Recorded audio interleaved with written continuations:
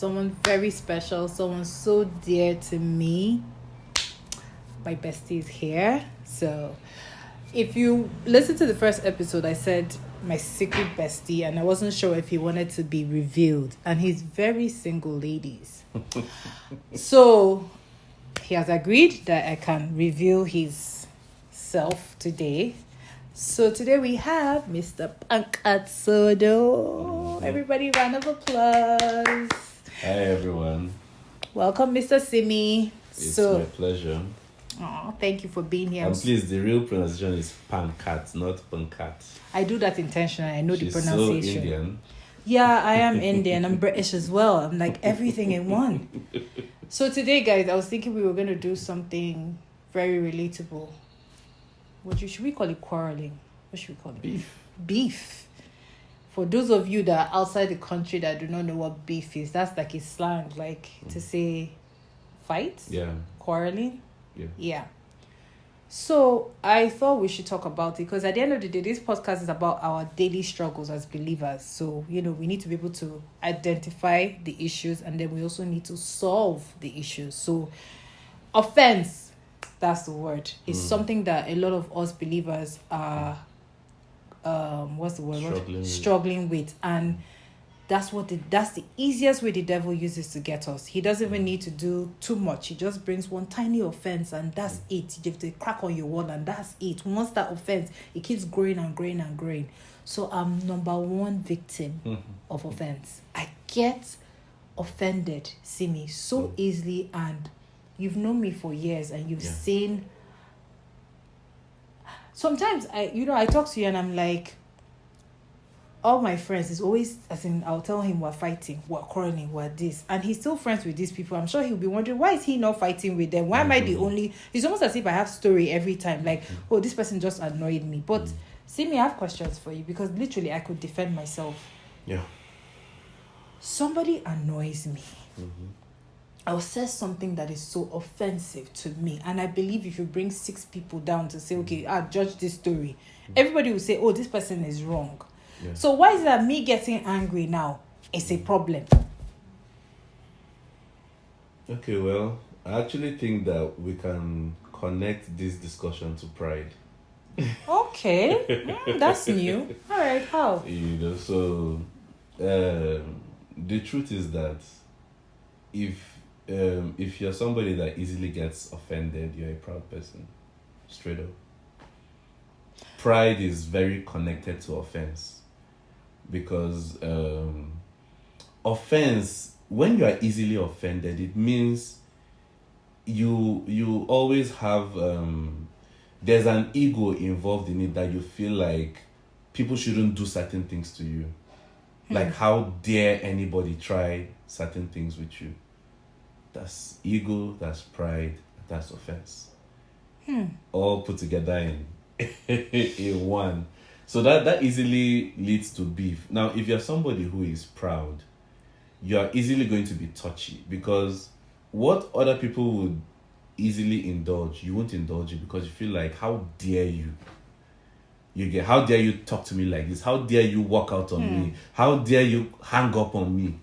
How dare you? Do you get? It's always how dare. So if you have that kind of mindset, like, people are always daring to do certain things to you, and let me add something else. Okay. You don't want to let it go.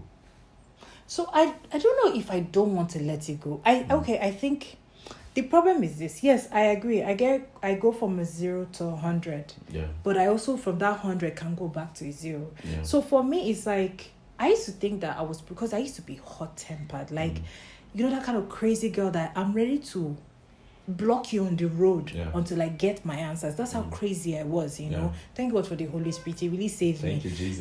But I thought I was doing better. Yeah. I stopped complaining, or because I used to voice out my anger, like, you did this, I don't like it, why did you do it, give me answers right now, to keeping quiet.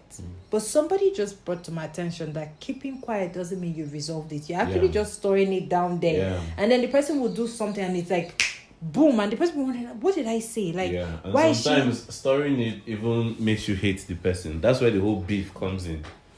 Because when you just like you're just quiet about it, you're still thinking about it, and you hate the person the more. Yes. For for doing that to you. So the issue is not whether you're quiet or not. The issue is being able to let it go, or being able to just brush it off.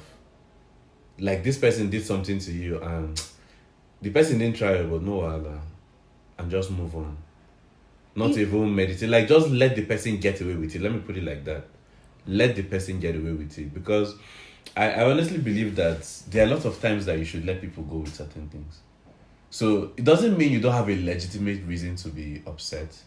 But there are certain things, and it's not everything, because it's not everything you should let go. There are certain things that if you let go would lead to a bigger problem.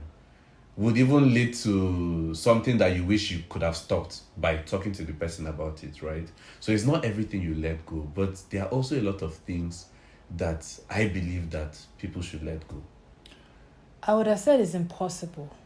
But because I've known you for years, and remember we had this conversation, I've seen that growth, because I remember we used to be two hot-headed human beings, in the sense that when I come for you, you're ready to come back. As in, I've never met my match before. It's always, do you get? But as time has progressed, I've noticed that you're now calm. It's not like you don't get angry. It's not like people take advantage of you. But I've noticed that our quarrel rate has drastically reduced. As in, even if you see that I'm about to, there's a way you just do it, and then it ends up not leading to a quarrel or a fight like it would before. So I know with you it's actually possible, but I don't know how to transition. Like what I really want here is not to get upset at all, for real. Not the one that I'm harboring something in my heart.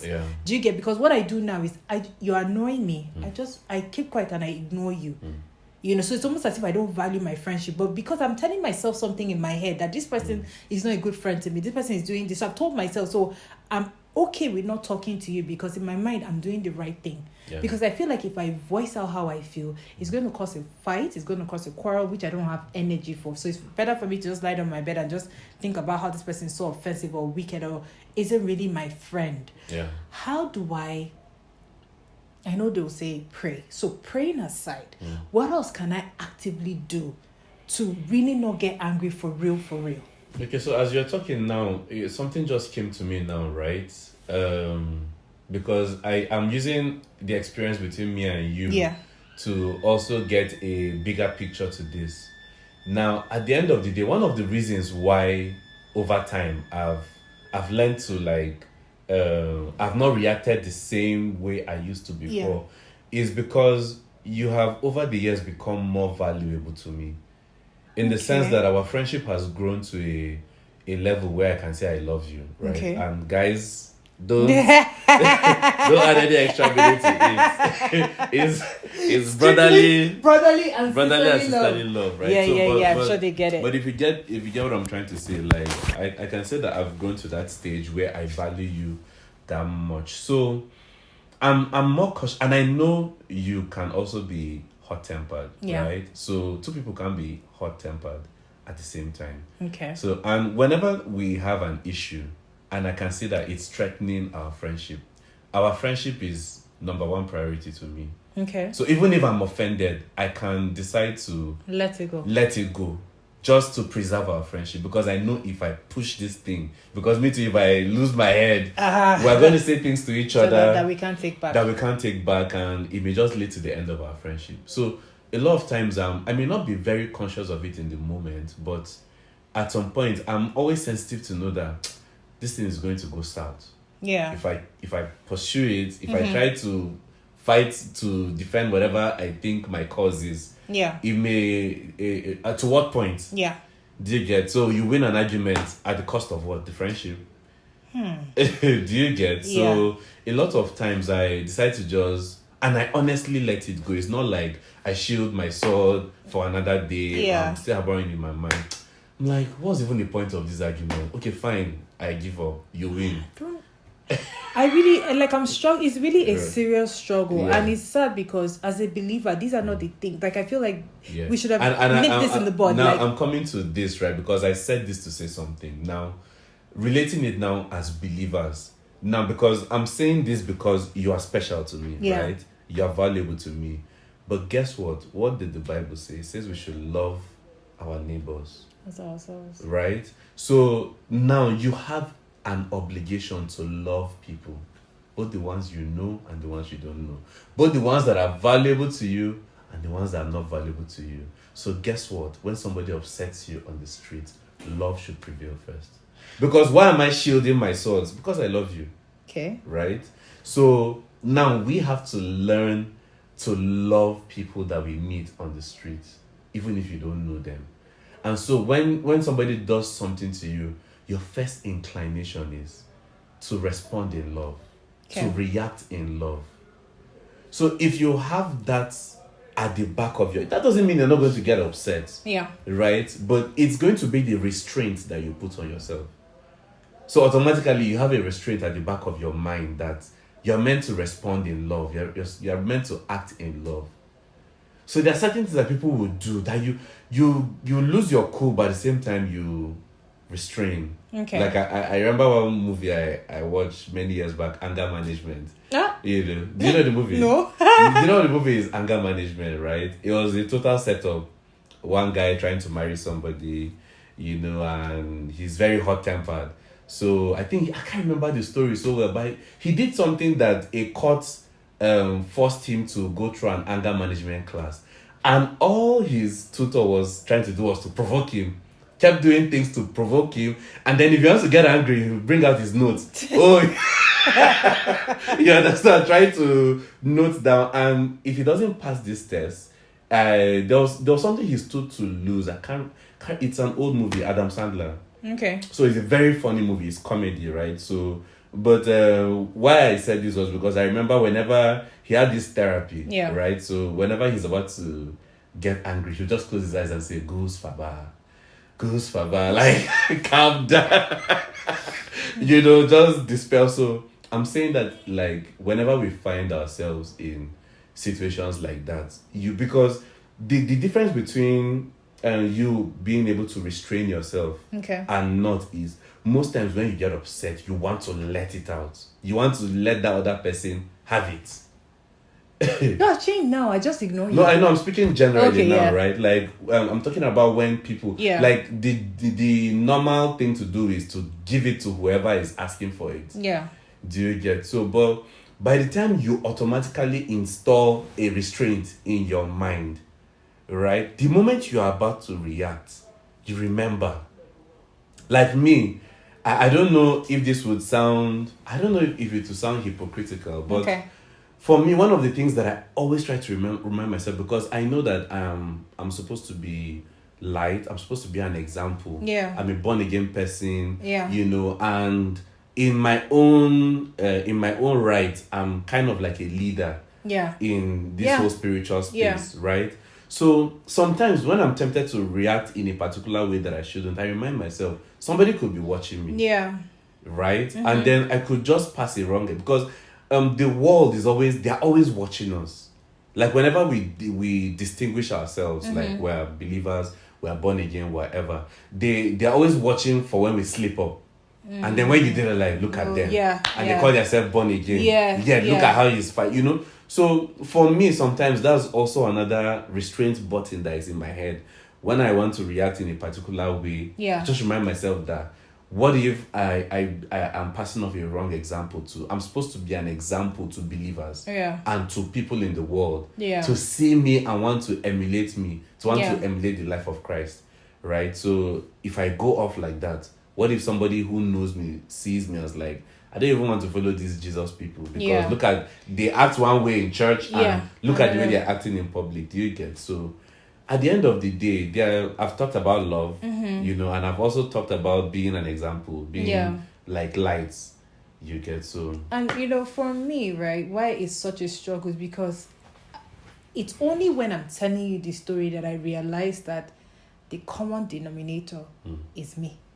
Yeah. In the sense that, okay, other friends that I have. So when I call like, oh, this person annoyed me, and then it's almost as if I'm always the one in the middle. Like, why is it just me fighting? And these people have other friends. I don't think they fight as much as. So sometimes I tell myself, because it's easy for me, like even I think the difference between me and you is that even if I value a relationship so much, I can withdraw in the sense that it's not like I hate you. I'm just in one corner. The day you call me, and I will still remove my lungs for you and give it to you if you needed it. It's just that maybe we won't be talking as much, because I have friendship like that has lost, like we don't keep in touch anymore. We could still maybe check up on each other once in a blue moon. But I've told myself that it's life, it's what happens. I'm not trying to figure out how can we, I feel it's already lost. There's nothing I can do about it. But I do know that if that person calls me now and says, I need you to help me do this, I would jump. I won't think of like, oh my God, this was like, why will I do? No, it's still the same. So I don't know how I treat value, like my own value. I can value you, but I don't necessarily need to be close to you as it was before.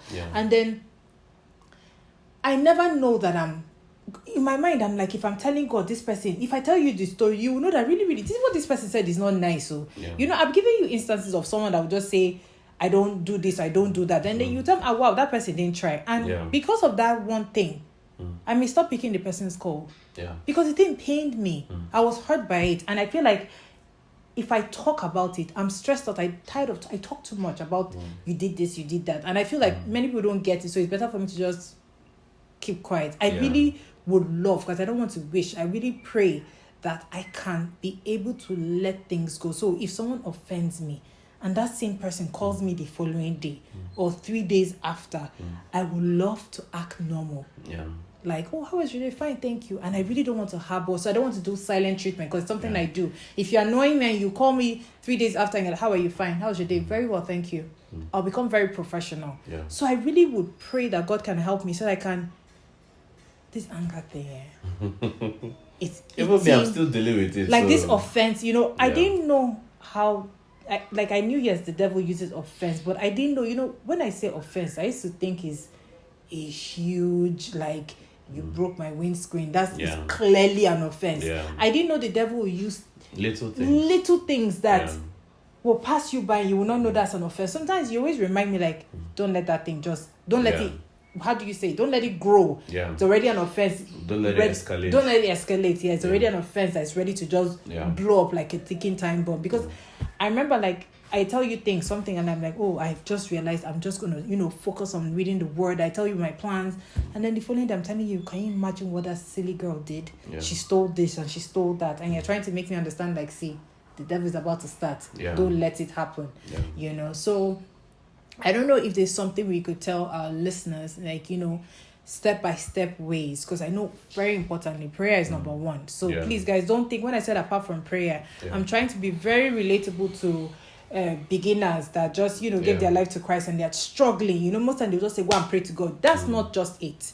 There are things you have to do, as in there are actions you have to take. So number one, you're telling God, these are my issues. How do you help me? So the thing is, what I've noticed is that if you pray to God, it's not as if you wake up in the morning and then all of a sudden, oh, you don't get angry anymore. No, you have to actually actively do something towards it. So most likely, more offenses will come your way. So you now have to actively say, you know what, I'm not going to get angry. I'm just going to let this go.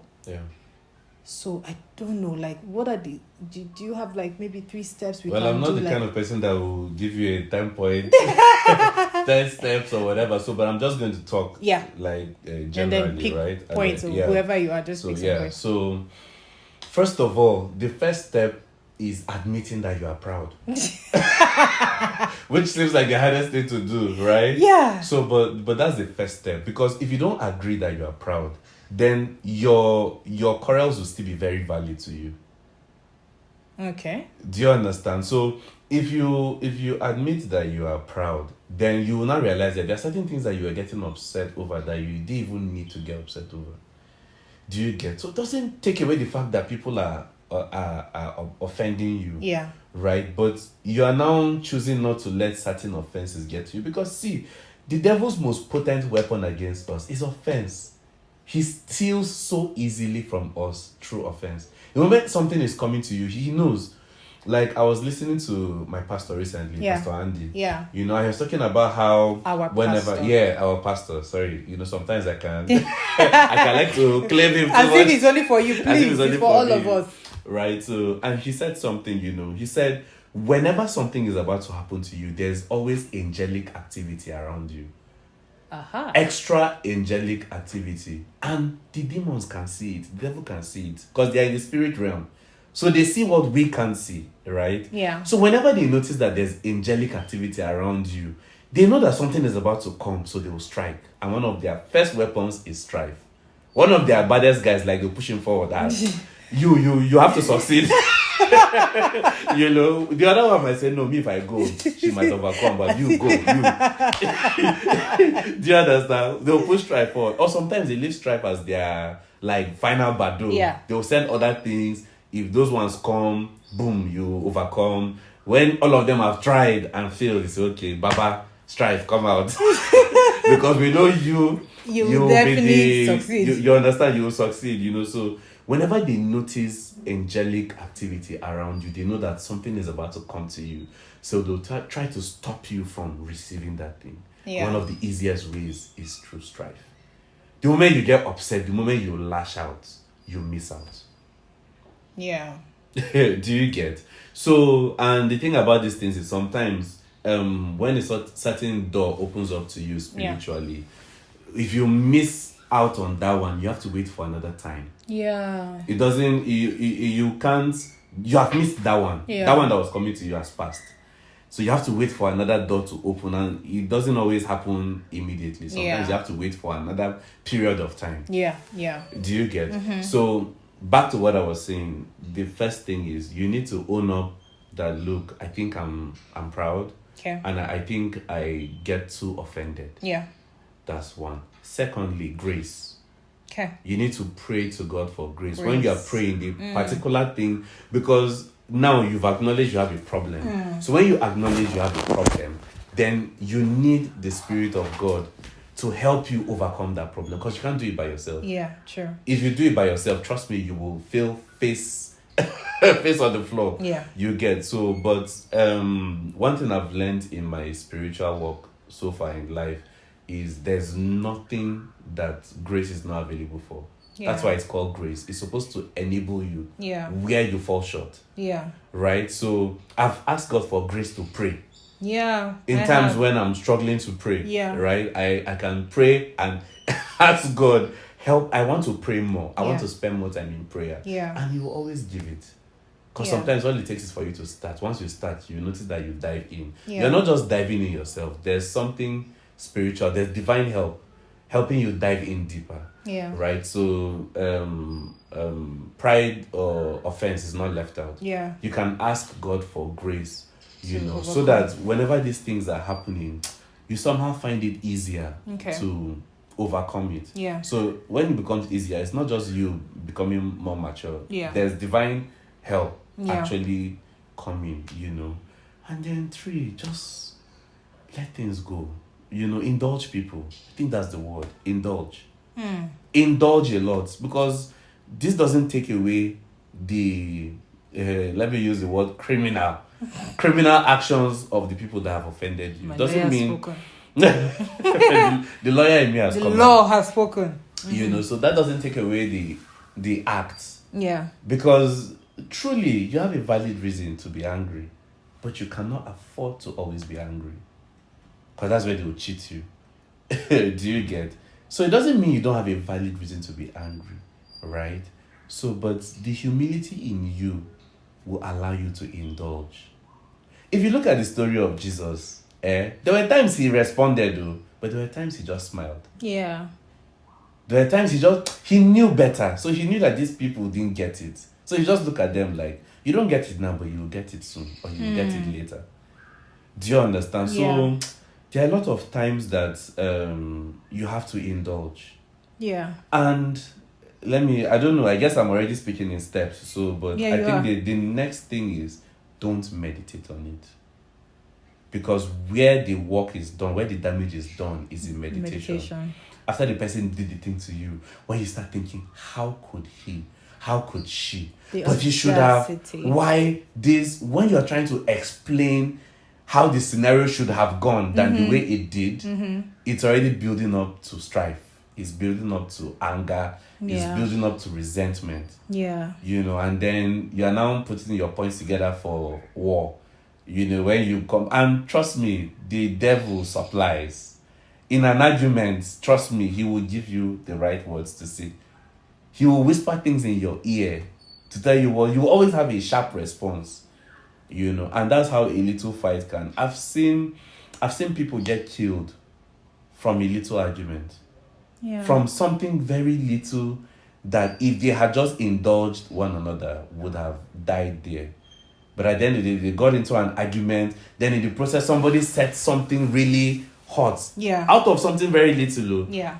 And the other was like, what? How dare you run into the kitchen, pick up a weapon? Yeah. How dare you say that from something very little that started? Yeah. Somebody has now said something else that has escalated the issue. And then the other one has gotten so enraged. The person has picked up a weapon. Before you know it, homicide. Yeah. Murder scene. Yeah. And then by the time you kill the person, then all that strife, the spirit of strife, you will literally feel it lift. Because you now feel foolish. Yeah. I shouldn't have done this. I shouldn't have responded. I should have just let this go. Right? So that's how strive. So basically, instead of meditating on what happened, I think you need to get scriptures, concerning this pride, and then meditate on that. And then also be aware. So you already know that, okay, you go from, so I'm talking to myself now. Yeah. I go from a 0 to 100. So now it's almost as if anything that's happening around me, I need to be very conscious. So when I see that, okay, somebody is about to annoy me or is annoying me, I remember and tell myself, if you're not going to allow this escalate to any level, just let it go. Yeah. I think if I keep doing that, I'm conscious of it. Yeah. It will make it easier for me to know that, okay, you're not going to get angry. This person just said something to you. You're going to let it go and really, really let it go. So when you see yourself meditating on what just happened, just quickly go get a scripture that you can actually just start reading. So it will cancel whatever, bad meditation you're about to meditate on. And to add to that, you're not always going to have scriptures. Oh. Right? Because you might find yourself in a situation where you don't have scriptures handy. Yeah. So in times like that, that's where I still use that word indulge. In the sense that, you see this meditation thing, you can decide not to meditate at all. You can decide to just move on. Yeah. Somebody did this, no wahala now, just move on. And don't even, just move on to other things. Yeah, I know someone excuses for the other party. Like, when I tell the person, like, this person offended me, he'll be like, but what if the person had a bad day? I remember he said something like that. What if the person had a bad day? And the way he gave him that look, like, were you there with the person that you're telling me the person has a bad day? You're fond of making excuses for these people. And I realized, but really, what else can we do but make excuses for people? Yeah. If you do make excuses for people, it will help you not get upset. Yeah. So, I mean, sorry. So, basically, just to move on. Yeah. Just don't stay on it. Don't think about it too much. If you stay on it, that's when the anger builds up. But the moment it happens, you're like, what's this now? And then, I beg, you just move on. Yeah. Do you get? The typical example is on the road. Where you're driving, somebody drives one kind of... You can relate. I can relate. I've done better, but I could do better. Yeah. And it happens when I'm fasting. Yeah. So sometimes when I'm fasting, I don't like to drive because I'm telling you, even if I was just going for a 3 minutes drive, I can't do and even me, I'm not perfect. I've not perfected it because sometimes I lose my cool too. Yeah. But you see this driving thing, I've learned over time to just ignore people. And one of the ways I've been able to do that is I always tell myself I'm the only sane person on the road. Every other person is crazy. So when I see somebody do something, I'll just like, you're just acting in character, and I move on. So I have not meditated in it, but I don't blame you and move on. Like it was nothing. But do you know that people chase people on the road? I've done that. I've blocked people on the road. Like, they literally, my brother had to come and save me one day. Like, because they would have beaten me blue black. Like, oh, God has saved me. You get, so... Like, God has and you know where that came from? It came from meditation and I won't let this go. Yeah. Do you understand? No, you can't do it. Doesn't mean the person didn't do something, though. But when you keep thinking, I have to teach this person a lesson. I have to say something to this person. That I have to. It's pride, though. It's a form of pride. I think another thing we're going to do in next this topic we're going to discuss is this level of pride, because Yeah. there's pride and there's pride. Pride. Do you get, like, Pride is a very... there are many things people do not know being ashamed is pride. Yeah. Do you get? I just learned that. I can't remember the sermon I was listening to. People do not know that when somebody offers you help and you refuse it, it's pride. Oh man, I heard that and I was like, damn, like really? So yeah, pride is a very extensive topic. Okay. Alright, sorry guys, this was so long today, but Mr. SIMEON or Barrister SIMEON, thank you. So what I can do for you guys, if you really want us to, or want me to get scriptures, that can help you, that you can meditate on, concerning this offense, anger, pride, please just send me a message. I'll put a link below so that you can just DM me or whatever it is, and then I can help you with scriptures, because it's easier we meditate on that. But anyways, thank you for listening. I'll see you guys next time. Bye. Peace out.